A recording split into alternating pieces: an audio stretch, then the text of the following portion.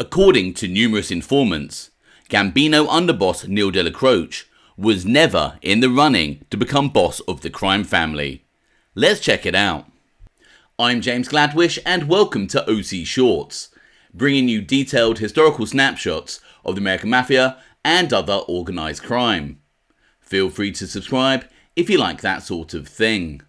Today, we are going to take a quick look at whether Gambino underboss Aniello Dellacroce really ever had a chance of becoming boss after Carlo Gambino.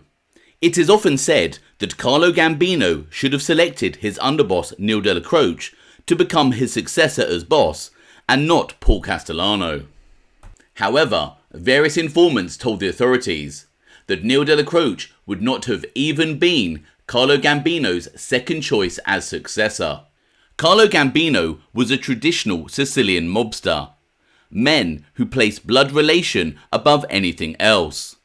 So, in reality, his decision to name Paul Castellano, his cousin and brother-in-law, as his successor after he died in 1976 should come as no surprise.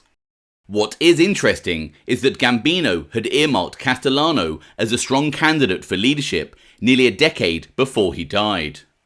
In an FBI document that I've covered in various videos over the past few years, we can see that as far back as February 1967, Carlo Gambino named Paul Castellano as his acting boss.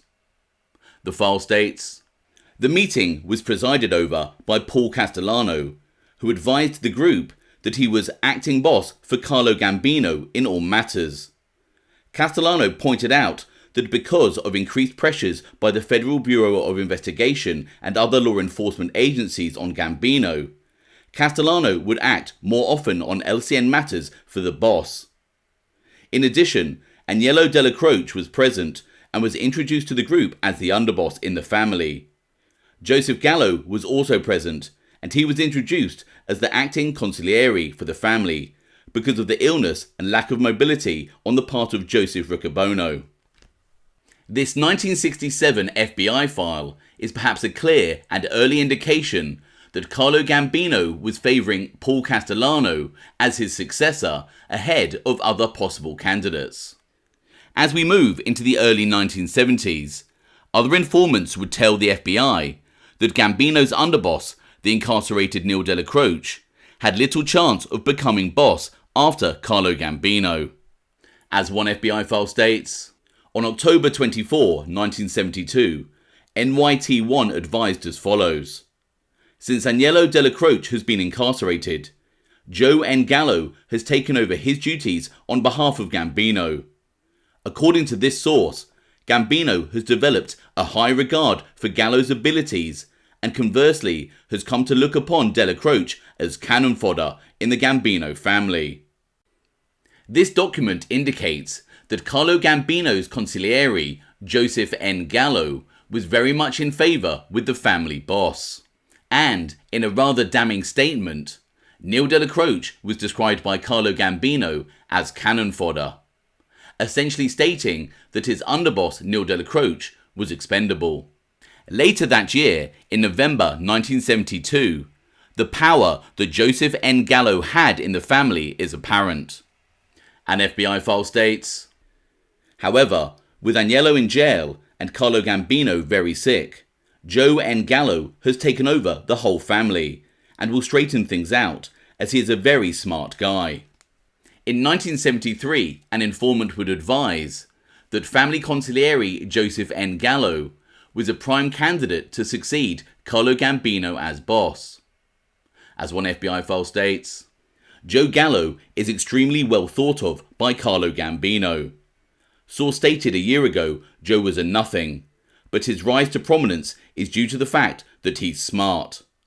Source stated he believes that if Carlo were to retire or die, his position would be filled by either Joe Gallo or Paul Castellano." This file is again an indication of how highly Carlo Gambino thought of Joseph Gallo. What is interesting is that there is no mention at all of the family's underboss Aniello Dellacroce being considered as a successor to Gambino. Another 1973 FBI file states that Carlo Gambino was supporting his cousin Paul Castellano with regards to succeeding him. On 2/27/73, informant NYT1 stated that Carlo Gambino is backing Paul Castellano, who is the acting boss, to take over the family when he dies or becomes incapacitated. In March 1973, an informant would tell the authorities that family boss Carlo Gambino and family consigliere Joseph Gallo had been critical of family underboss Aniello Dellacroce. The FBI file reads, informant that Dellacroce was criticised by Gambino and Joe Gallo. Redacted information, informant that it appears that Gallo will eventually take over the Gambino family because the only other powerful figure is Dellacroce, and he has been accused recently of doing too many foolish things, whereby he gets involved with federal and state authorities. This FBI document supports the theory that Joseph Gallo was above Aniello Dellacroce as a possible successor to Carlo Gambino. Interestingly, it appears that Joe Gallo and Carlo Gambino were critical of Aniello Dellacroce because of foolish things whereby he gets involved with federal and state authorities. This could be a reference to Aniello Dellacroce ordering the murder of Carlo Lombardi, a man who fired shots at Aniello Dellacroce and others inside the Ravenite Social Club. Lombardi was shot to death in a car in the Catskills. An innocent 23-year-old woman who was also in the car with Lombardi was also shot and wounded, and was under police guard in a hospital. Gallo and Gambino may also have been referencing Aniello Dellacroce's indictment for tax evasion. Dellacroce was charged with evading income tax on alleged payoffs to ensure labour peace at a clothes hanger firm. Dellacroce had listed his annual income as only $10,000, whereas records indicated that it was substantially more. Gallo and Gambino may have thought that it was foolish of Dellacroce to have his annual income only listed as $10,000, making him an easy target for federal prosecution.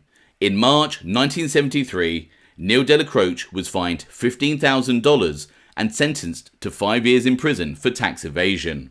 In November 1974, an informant would give, perhaps, the clearest indication that Dellacroce had no chance of being named as Carlo Gambino's successor. The file states, NYT2 advised on November 14, 1974, that before Dellacroce went to jail, he expected to be made head of the Gambino family when Gambino died or retired.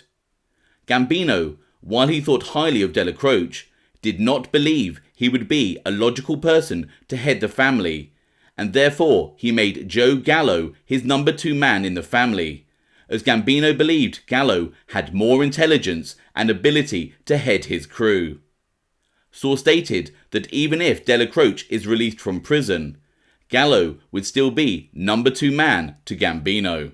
The file states that despite the fact that Dellacroce thought he would be Carlo Gambino's successor, the family boss believed that Joseph Gallo was more intelligent and better suited to running the crime family. In 1975, an informant advised that Carlo Gambino was already officially retired and that other mobsters were running the crime family, namely Paul Castellano, Joseph Gallo, and family captain James Jimmy Brown Failla.